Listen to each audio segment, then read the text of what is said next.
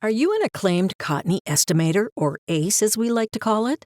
What if I told you that you can take a gamble on your career and guarantee that you would come out with an ACE?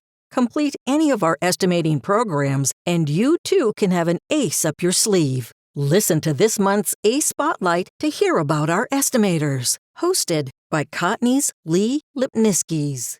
Hello, this is Lee Lipniskis with Cotney Consulting Group, and I am joined today by one of my very good friends, Michelle Boykin with Rackley Roofing. Michelle, how's it going? It's going great. Glad to be here. Thank you so much, Lee. Glad to have you. So, Michelle, you have been chosen as one of our ACEs. And for those of you who are just tuning in or don't know what that is, an ACE stands for Acclaimed Cotney Estimator. And that's where we feature one of our estimators a month who have successfully completed our roofing intermediate estimating program. So congratulations, Michelle. You are Miss February. Thank you. It's an honor. Hey, it's an honor to talk to you as well. So I know so much about you. I've had the pleasure of getting to know you over the last couple of years, but for anyone who doesn't know who you are, tell me a little bit about yourself and how you got into the roofing industry. Yeah. So my name is Michelle Boykin. I'm the Chief Operating Officer for Rackley Roofing Company out of Nashville. And I got into roofing by accident, like most of us do. Mhm. I was actually looking for my husband a job when the market crashed in '08 and found a job for myself at a smaller roofing company. And then came over to Rackley Roofing in 2010 as a receptionist. And I've worked my way up the ladder. So it's Amazing. been a fun journey. I love your story. Every time you speak about it, I always get goosebumps because you are one of the most driven women I've ever met. And not even just in the roofing industry. I definitely look up to you and I've enjoyed getting to know you over the last couple of years. And one thing I love about your story is that your boss Curtis has been such an advocate for you as a woman in the roofing industry and all of us, really. Absolutely, yes. He's been instrumental in not only getting me where I am, but really helping us to push National Women in Roofing farther than I think it would have been without having male allies like Curtis. So it's been great to have him to walk alongside of, and sometimes he's not really pushing me or pulling me. He's like kicking me off the cliff, but it's a fun time. It's amazing when you have those male allies in the industry. I'm fortunate enough to work for, Trent Cotney and John Kenny, who just like Curtis are advocates for National Women in Roofing. And you're right, they don't push or pull, they kind of kick you off the cliff. You're absolutely right. But I mean, in that we learn and grow, which, I love that you took this estimating course. And I want to ask you a couple of questions about that. First of all, you're as the COO, you're not an estimator, but yet you took this course. That's exactly right. I have never, well, I wouldn't say I've never estimated.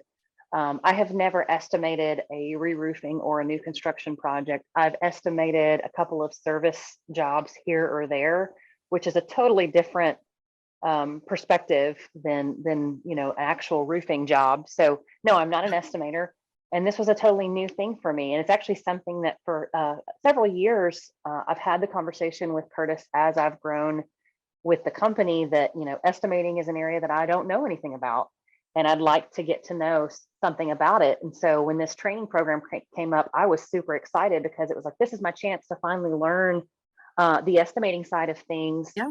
and really grow as a person and really understand that side of the business.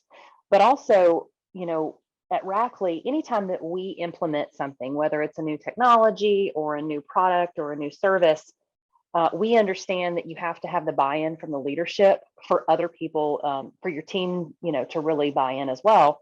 And so it made sense that if this was something that we wanted to do with Cotney, we needed to do it first, and we needed to make sure that it was something that was of interest and was useful to our team, so that we could then bring it in. And so I volunteered. I said, this is right up my alley. It's something that I want to learn, and I'm glad I did.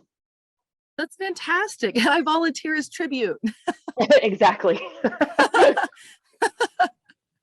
So my question to you is, not being an estimator, and I know you know so much about the roofing industry.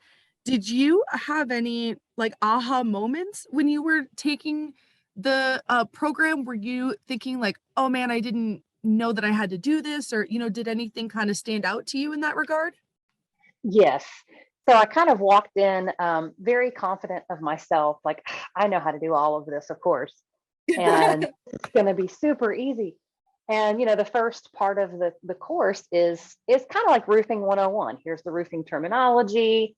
And so of course I'm kind of laughing. I already know all of this, but you forget that people use different words for things. And so remembering that there's three different words for roof flashing and Yeah.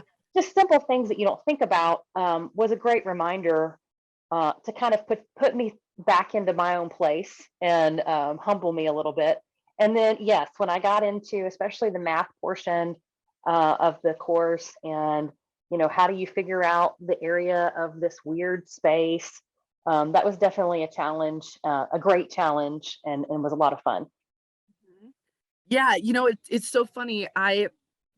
John Kenny wrote this program, and when he told me that we were going to launch an estimating series, I thought, "Pfft, I worked for insurance companies as an adjuster for 5 years, then a roofing company. Like, I know what I'm doing. This is going to be a piece of cake." And then as we're creating it, and I'm bringing John's vision to fruition, I'm like, oh my God, like I even learned so much from the program that I didn't even realize. And what I liked about it was that it was, both residential and commercial. Hmm.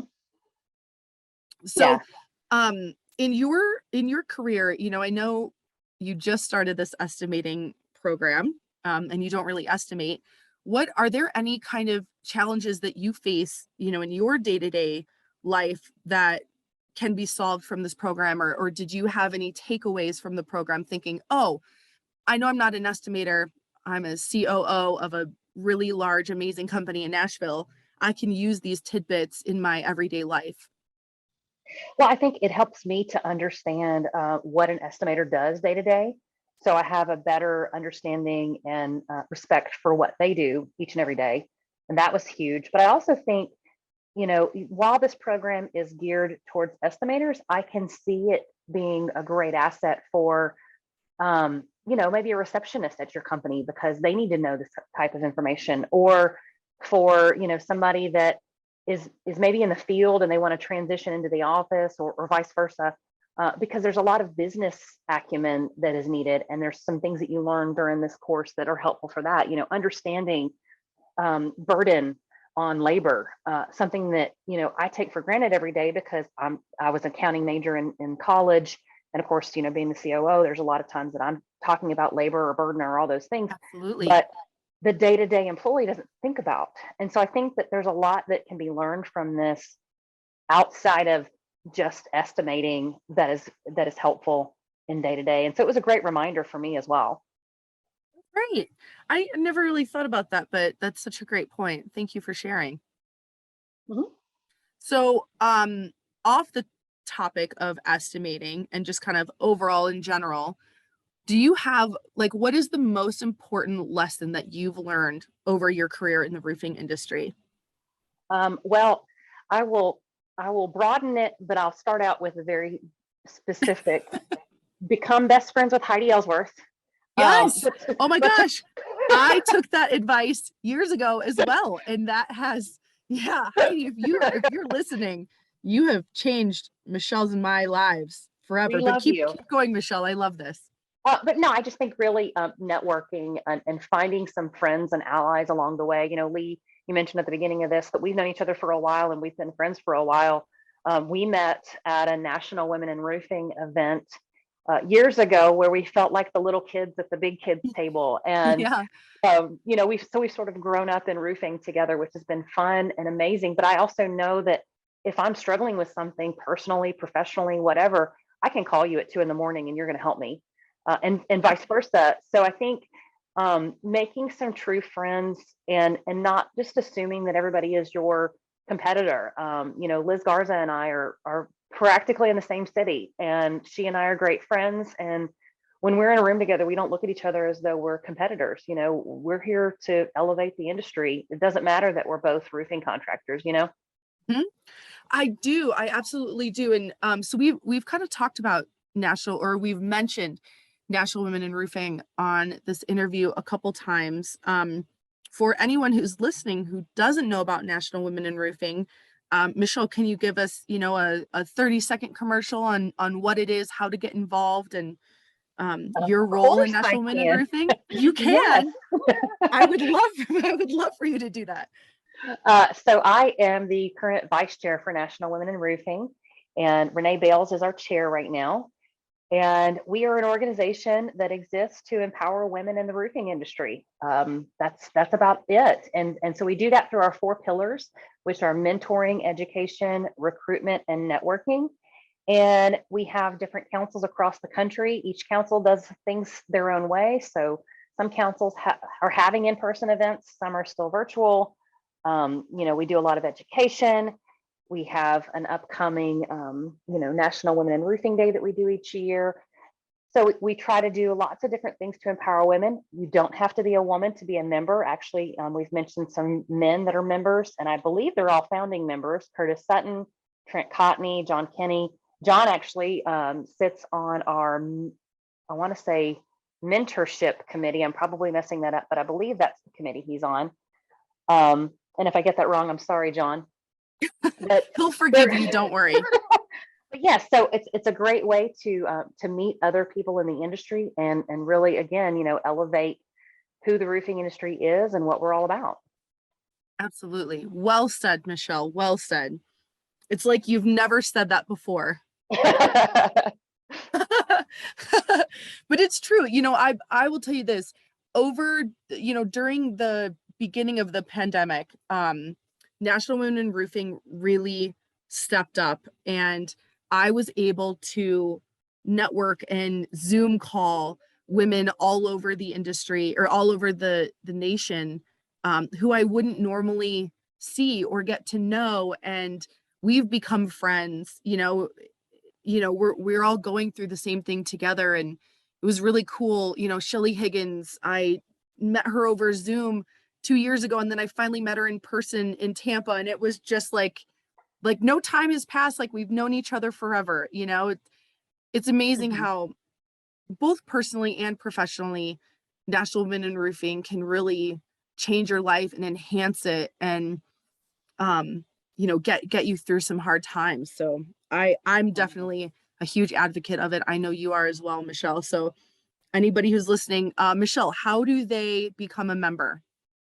So to become a member, you just go to our website, nationalwomeninroofing.org, and you go to join. I think it's at the top right corner of the website. And I think it's $70 a year. I may be off on that number, but think it's you're something pretty close to close. that. Yeah. It's very close to that.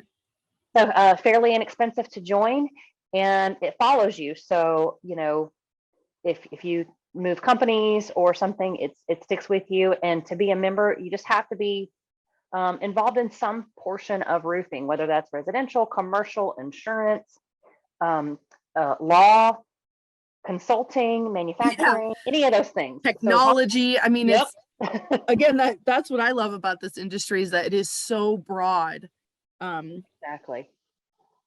And Michelle, to close up, since you are just wise beyond your years, I want to know if you have any advice to give other people who are new to the industry or are just starting out in the roofing industry, and may need some guidance with their career. What advice would you give somebody?